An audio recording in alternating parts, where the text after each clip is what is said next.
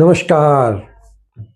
आज आपको हम सुनाएंगे एक कहानी और इस कहानी की विशेषता यह है कि इसे यदि आप विद्यार्थी हैं तो सुन सकते हैं। मध्य प्रदेश के पाठ्यक्रम में एक कक्षा 8 में चलती है। यदि विद्यार्थी नहीं हैं तो भी यह कहानी आपको बहुत आनंद देने वाली है। यानी जो विद्यार्थी हैं वे भी सुने इसे और जो विद्यार्थी नहीं वो भी। विद्यार्थियों के लिए हम इस पर आगे और बात करेंगे, लेकिन आइए पहले आपको एक कहानी सुनाते हैं। कहानी का नाम है वसीयतनामे का रहस्य और इस कहानी के लेखक हैं डॉक्टर परशुराम शुक्ल। परशुराम शुक्ल हिंदी साहित्य के वरिष्ठ साहित्यकार हैं और इन्होंने बाल साहित्य की लगभग सभी विधाओं में लिखा है। कविताएं लिखी, कहानी लिखी हैं इन्होंने, शिशु गीत लिखे और एकांकी भी लिखी हैं। तो आइए डॉक्टर परशुराम शुक्ल की कहानी वसीयतनामे का रहस्य सुनते हैं। कहानी कुछ ऐसी है। एक वृद्ध किसान था, बूढ़ा किसान था। वह बहुत समझदार, न्यायप्रिय और दूरदर्शी था। न्यायप्रिय यानी वह कभी अन्याय नहीं करता था और दूरदर्शी का अर्थ होता है कि दूर की देखने वाला, इस तरह नहीं कि 2 मील 4 मील की चीज देख ले, बहुत आगे समय की देख लेता था कि आज से 2-4 साल बाद, 10 साल बाद, 20 साल बाद भी किसी घटना का, किसी बात का क्या परिणाम होगा। इस तरह का था वो। न्यायप्रिय इतना, समझदार इतना, बुद्धिमान इतना कि आसपास के गांव के लोग भी उसके पास आते थे अपने आपसी विवादों का समझौता कराने के लिए, सुलह कराने के लिए, न्याय कराने के लिए। उसके 4 बेटे थे और एक बेटी थी। बेटी भी युवा हो गई थी, बहुत रूपवती थी, सुंदर थी। एक दिन उस बूढ़े किसान की मृत्यु हो गई। मृत्यु होने के बाद उसके बेटे भी बहुत दुखी थे, बेटी भी दुखी थी। लेकिन इसी बीच एक वसीयत मिली उसकी। उसने एक वसीयत लिख रखी थी। वसीयत माने अपनी संपत्ति का बंटवारा कराने के लिए एक अभिलेख तैयार कर दिया था, कागज। अपनी संपत्ति के बंटवारे का लिखित दस्तावेज जो होता है उसी को कहते हैं वसीयत। तो उसने वसीयत लिख रखी थी। वसीयतनामा मिला, देखा गया, उसमें 2 बातें लिखी थी। एक तो ये कि उसकी संपत्ति के 3 बराबर भाग कर दिए जाएं और 3 बेटों में बराबर बांट दिए जाएं। और अगर इस बंटवारे के समय किसी तरह का विवाद होना है, विवाद तो होना ही था, 4 बेटे थे, उसने 3 हिस्से किए और 3 को बराबर बांटने को कहा। इसका मतलब यह हुआ कि एक बेटे को कुछ नहीं मिलेगा, तो विवाद तो होना ही था। तो दूसरी बात उसने लिख रखी थी, यदि इस बंटवारे में किसी तरह का विवाद होता है तो जो व्यक्ति इसका न्याय करे उसके साथ उसकी बेटी की शादी कर दी जाए। ये काम भी बूढ़े ने पूरा कर लिया था, ये कितनी समझदारी से।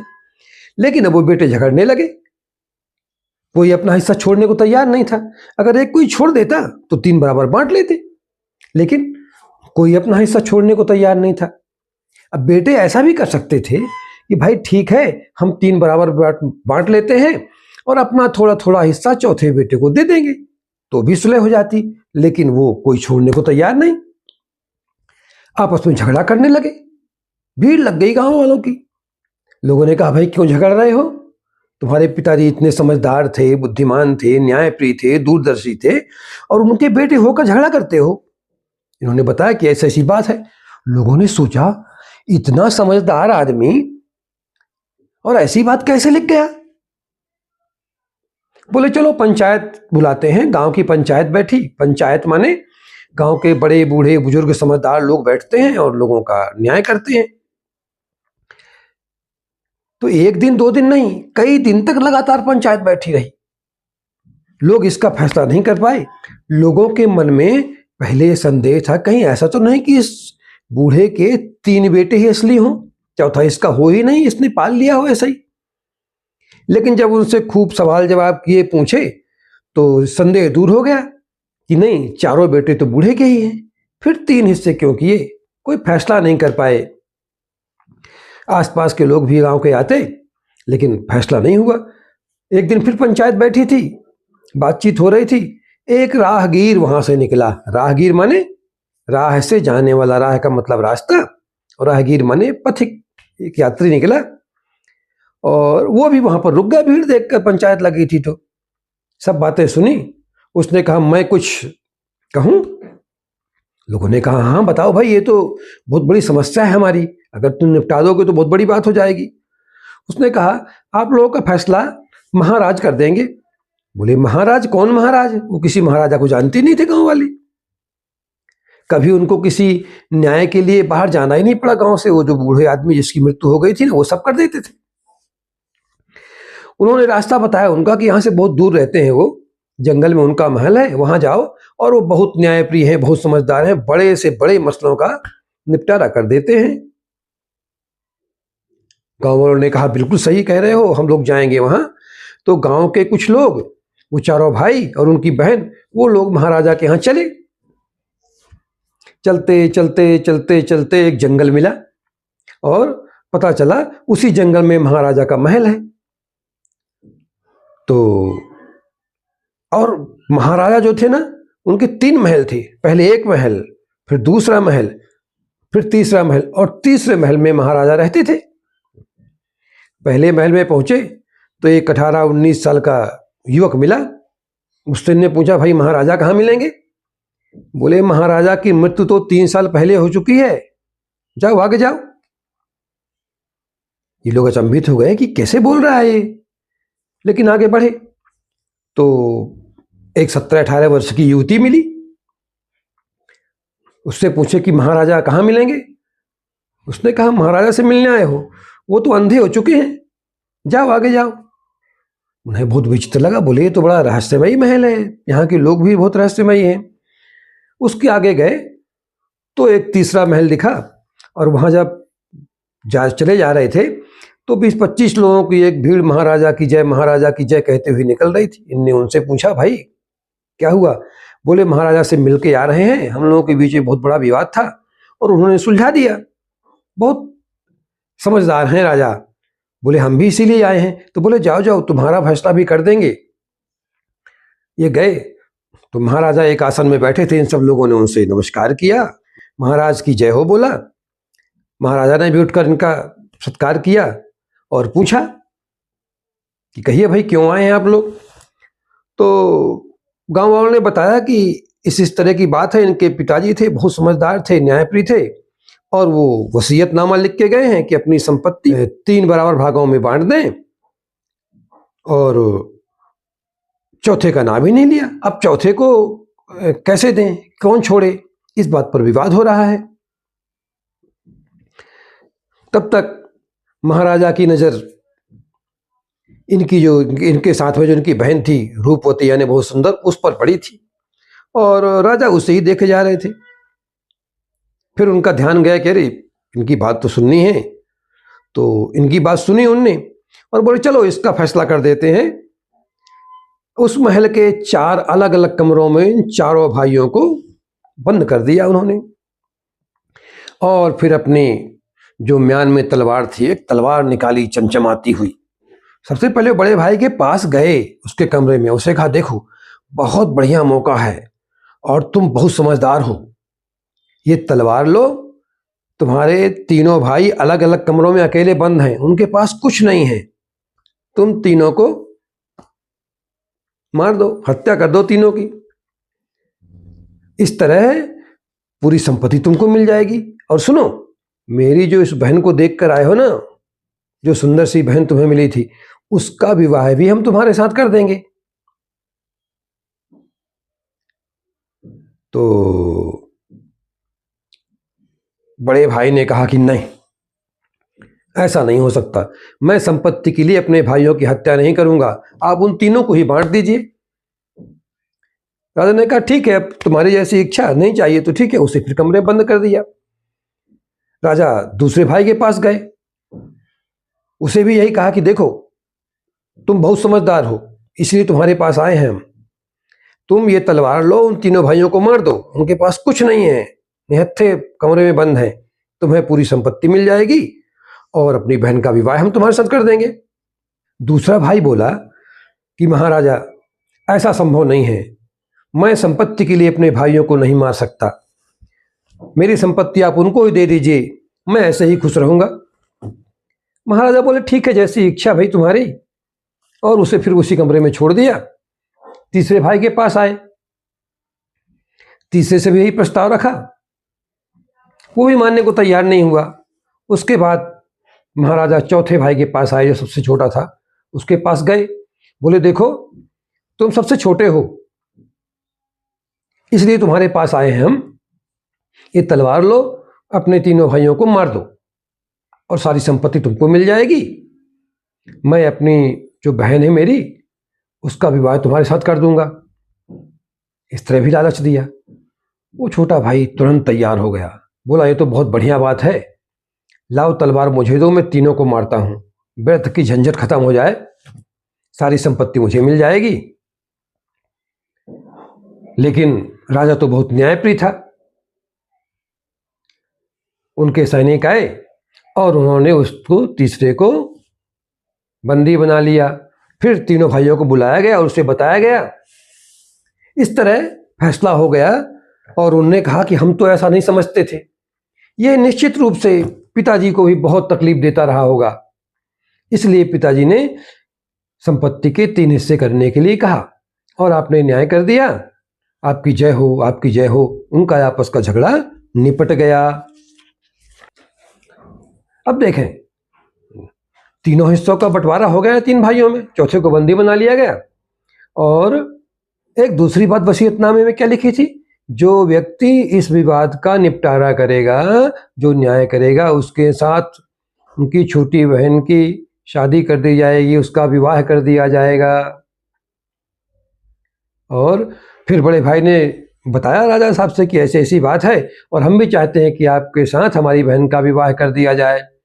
तो अपनी छोटी बहन का उन्होंने महाराजा के साथ विवाह कर दिया। बाद में जो महाराजा की बहन थी, उसका भी विवाह हो गया। इस कहानी में एक चीज और है, जब ये राजा के पास पहुंचे थे, कौन, चारों भाई बहन और गांव के कुछ लोग, तो अपनी समस्या बताने के पहले ही सबने कहा महाराज अपनी समस्या तो हम बताएंगे, लेकिन एक विचित्र बात हुई हमारे साथ, थोड़ा उसका फैसला कर दें। बोले बताओ। बोले जब हम आ रहे थे तो पहले महल में हमें एक 19-20 साल का, 18-19 साल का एक युवक मिला और उसने कहा कि राजा तो 3 साल पहले मर गए हैं, जाओ आगे। बोले अच्छा। बोले फिर? बोले अब दूसरे महल में पहुंचे तो वहां एक सुंदर सी रूपवती युवती मिली, 17-18 साल की। उसने कहा महाराजा तो अंधे हो गए हैं, जाओ आगे। क्या रहस्य है इस बात का? और जब यहां आए तो यहां तो आप हमें मिल गए, आप ना अंधे हैं और ना मरे हैं। राजा बोले हाँ, वो जो सबसे पहले मिला था ना, वो मेरा छोटा भाई है और राजकाज में मैं इतना व्यस्त हो गया कि 3 साल से उससे मिल नहीं पाया, इसलिए वो कह रहा है कि राजा मर गए हैं। उसे लग रहा है कि उसके लिए जैसे भाई मर ही गया है। और जो दूसरे महल में एक युवती मिली, वह मेरी छोटी बहन है और वह युवा हो चुकी है, विवाह करना चाहती है, लेकिन मैं उसका विवाह नहीं कर पाया, इसलिए वो कह रही है कि राजा अंधे हो गए हैं। इस बात को सुनकर उन सबको विश्वास हो गया कि यह राजा हमारा न्याय कर देगा। उसके बाद उन्होंने अपनी समस्या बताई और आपने देखा कि राजा ने किस तरह उनका न्याय कर दिया। बाद में राजा ने अपनी बहन की भी शादी कर दी और कहानी समाप्त हो गई। यहाँ पर एक चीज देखें आप, ये कहानी बहुत पहले लिखी गई होगी। तो जब राजा की बहन कहती है कि राजा अंधे हो गए हैं, उन्हें अपनी बहन, युवा बहन दिखाई नहीं पड़ती कि उसकी शादी कर दें, यानी ये समय ऐसा था जब लड़कियों के लिए शादी, ब्याह, उसके कैरियर, पढ़ाई लिखाई से ज़्यादा महत्वपूर्ण मानी जाती थी। अब जमाना बदल गया है। अब पहले शिक्षा, बच्चों की पढ़ाई लिखाई, कैरियर, नौकरी, ये चीज़ें देखी जाती हैं। विवाह लगभग दूसरे दर्जे पर आ चुका है, लेकिन जब कहानी लिखी गई तब स्थिति ऐसी नहीं थी, इसलिए सारा ध्यान इस पर केंद्रित रहा। चलिए आगे बढ़ते हैं। अब जो हिस्सा हमारी कहानी का आ रहा है वो विद्यार्थियों के लिए ही है। एक सवाल है कि इस कहानी का जो मुख्य पात्र है शुरुआत में, किसान, वृद्ध किसान, वो बूढ़ा ही क्यों है? उसे कोई युवा क्यों नहीं किया लेखक ने? सोचें, थोड़ा देर के लिए विचार करें। चलिए आगे बढ़ते हैं। ऐसा इसलिए है क्योंकि वह बहुत समझदार है, न्यायप्रिय है, दूरदर्शी है, और इन चीज़ों के लिए बहुत बड़े अनुभव की आवश्यकता होती है। जिंदगी को जीते जीते ही कोई आदमी इतना न्यायप्रिय, दूरदर्शी और समझदार हो पाता है। इसलिए लेखक ने किसान को वृद्ध ही रखा। दूसरी, उसकी मृत्यु भी होनी थी, तब तो बच्चे होने हैं तो भी उसकी उम्र बढ़ जाएगी। तो कहानी में पात्र का चयन किस तरह होता है? दूसरा एक प्रश्न यहीं पर जो बताया हमने कि वह जो वृद्ध किसान था वह किस तरह का था, तो क्या प्रश्न होगा, क्या उत्तर होगा इसका? वह किसान समझदार, दूरदर्शी और न्यायप्रिय था। इसके बाद आप यदि अभ्यास के प्रश्नों में आते हैं तो इसके कुछ शब्द हैं जिनके अर्थ आपको ढूंढकर शब्दकोश से लिखने हैं। शब्दकोश आपकी किताब के पीछे दिया हुआ होता है, उसे ढूंढ लीजिए। हम यहाँ बता देते हैं आपको। दूरदर्शी यानी बहुत दूर की, आगे आने वाले, लंबे समय तक की स्थितियों को देख लेता हो, समझ लेता हो। जो हम आज कह रहे हैं, आज कर रहे हैं, उसका भविष्य में क्या परिणाम होगा, इस बात की समझ जिसको हो, जो इस बात को देख समझ लेता हो, वही दूरदर्शी कहलाता है। तो एक वाक्य में इसका अर्थ कहेंगे, आगे आने वाले, लंबे समय तक की देख लेने वाला, समझ लेने वाला दूरदर्शी होता है। न्यायप्रिय, जिसे न्याय बहुत प्रिय हो और जो न्याय करने की समझ रखता हो। निष्पक्ष यानी जो किसी एक पक्ष में न गिरे, किसी एक का पक्ष न ले, दोनों पक्षों की बात बराबर सुने और निष्पक्ष होकर अपनी बात करे। कुछ प्रश्नों पर बात करते हैं हम। वसीयतनामे का अर्थ समझाइए। किसी व्यक्ति के द्वारा अपनी संपत्ति का अधिकार देने अथवा कुछ लोगों को के बीच बांटने के लिए तैयार किया जाने वाला लिखित अभिलेख वसीयतनामा कहलाता है। अब दूसरा प्रश्न है इसमें, गांव का वयोवृद्ध व्यक्ति किस विशिष्ट कार्य के लिए प्रसिद्ध था? गांव का वह वयोवृद्ध व्यक्ति अपनी समझदारी, दूरदर्शिता और न्यायप्रियता के लिए प्रसिद्ध था।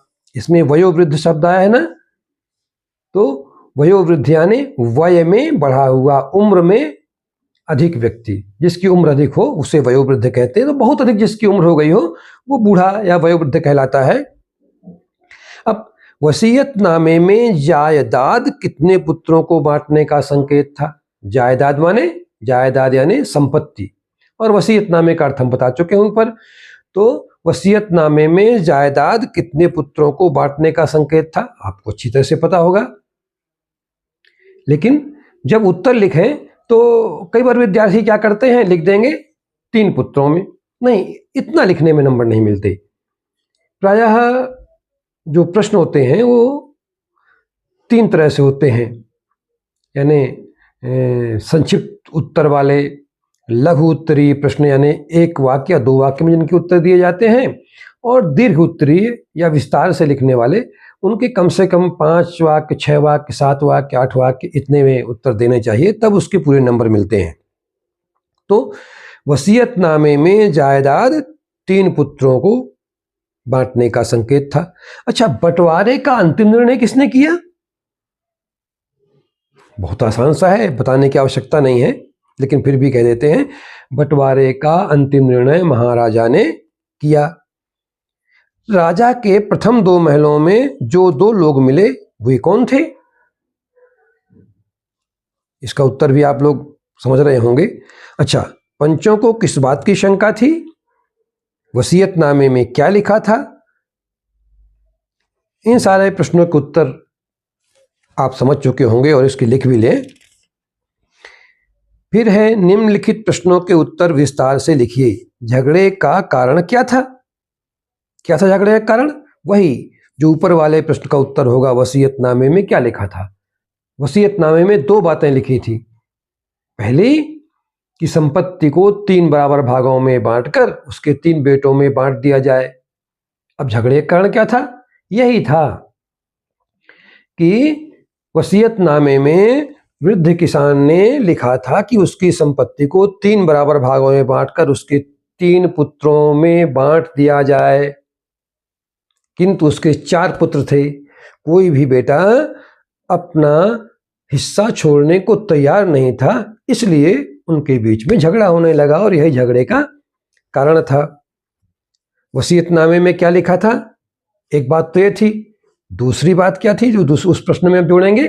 दूसरी बात ये थी कि विवाद होने की स्थिति में जो व्यक्ति इस विवाद का न्याय करे, फैसला करे, उसके साथ उसकी पुत्री का विवाह कर दिया जाए। इस तरह वसीयतनामे में 2 बातें लिखी थी और जो पहली बात थी वो झगड़े का कारण बनी। अच्छा, दूसरा प्रश्न है, गांव वालों को वसीयत के बारे में जानकर आश्चर्य क्यों हुआ? इन प्रश्नों का उत्तर विस्तार से लिखना है।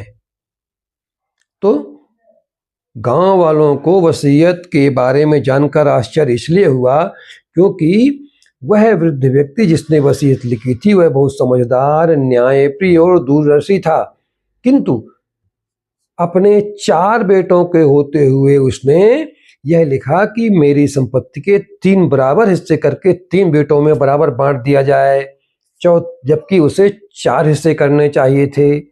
इसलिए उन लोगों को आश्चर्य हुआ कि इतना न्यायप्रिय व्यक्ति और इतना दूरदर्शी व्यक्ति इस तरह का वसीयतनामा कैसे लिख सकता है।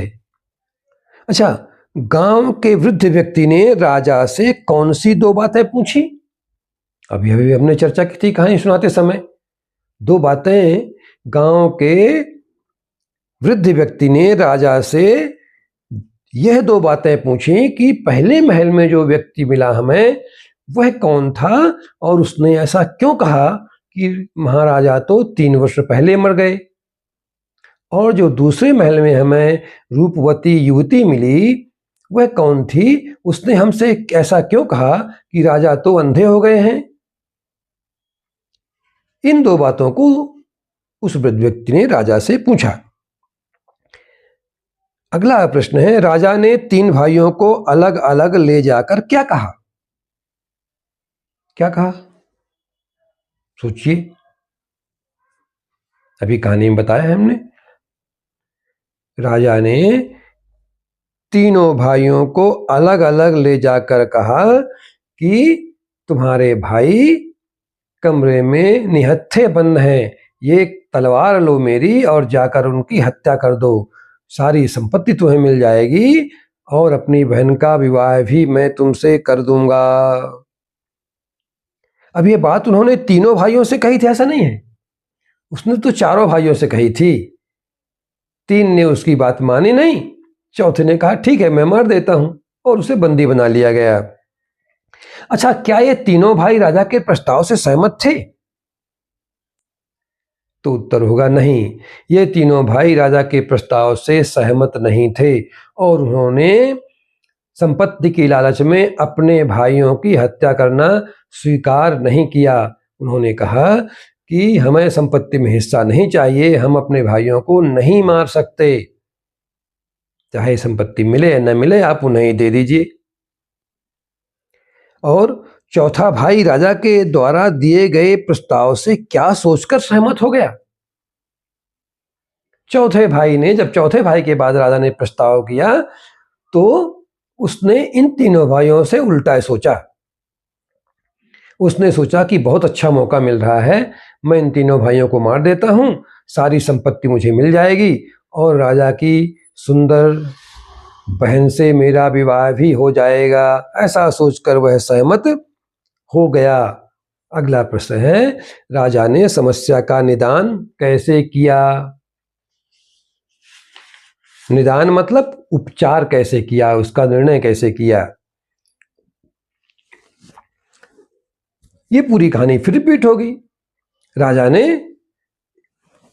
इन भाइयों की समस्या का निदान करने के लिए चारों भाइयों को अलग अलग कमरे में बंद कर दिया और पहले एक भाई के पास गया और कहा कि ये मेरी तलवार लो, अपने तीनों निहत्थे भाइयों की हत्या कर दो, तुम्हें सारी संपत्ति मिल जाएगी और अपनी बहन का विवाह तुमसे कर दूंगा। उसने स्वीकार नहीं किया। दूसरे भाई के पास भी गया, तीसरे भाई के पास भी गया, उन दोनों ने भी स्वीकार नहीं किया, किंतु जो चौथा भाई था उसने स्वीकार कर लिया और राजा ने समझ लिया कि इनके पिताजी इसे ही अपनी संपत्ति नहीं देना चाहते थे, इसलिए 3 हिस्से करने के लिए कहा। उस भाई को बंदी बना लिया गया, उन तीनों को संपत्ति का बराबर बराबर हिस्सा बांट दिया गया। इस तरह राजा ने उन भाइयों के विवाद का निपटारा कर दिया। इस कहानी को पढ़कर आपको आनंद तो आया ही होगा। इसके बीच से कुछ और प्रश्न आपके मन में उपजते हो तो आप कमेंट बॉक्स में जरूर लिखिए, हम उनका उत्तर आपको बताएंगे और अच्छी तरह से समझाएंगे भी। इस पाठ का एक दूसरा भाग भी है जिसमें हम इसके भाषा अध्ययन और व्याकरण से संबंधित जो चीज़ें हैं उन पर चर्चा करेंगे। तो आप दूसरा भाग देखने के लिए भी जरूर आइए और ये कहानी कैसी लगी वो कमेंट बॉक्स में लिखिए। इसके जिन प्रश्नों के उत्तर आपको समझ में नहीं आ रहे हों, मिल नहीं रहे हों, उन्हें भी कमेंट बॉक्स में लिखिए, हम जरूर आपके उन प्रश्नों का समाधान करेंगे। और दूसरा पार्ट देखने भी जरूर आइए जिसमें आपको इस पाठ के अंदर जो व्याकरण संबंधी चीज़ें हैं उन पर बात करेंगे। व्याकरण के प्रश्न भी आपके में आते ही हैं। और अंत में यदि आपने हमारे चैनल को सब्सक्राइब नहीं किया है तो सब्सक्राइब करें, लाइक करें और इसे शेयर जरूर करें अपने मित्रों के पास। जो दूसरे विद्यालय में भी बच्चे आपके पढ़ते हों, जिनको आप जानते हो, उनके पास जरूर भेजें तो यह उनके काम में भी आएगा। हम मिलते हैं आपसे इसका दूसरा भाग लेकर, तब तक के लिए धन्यवाद, नमस्कार।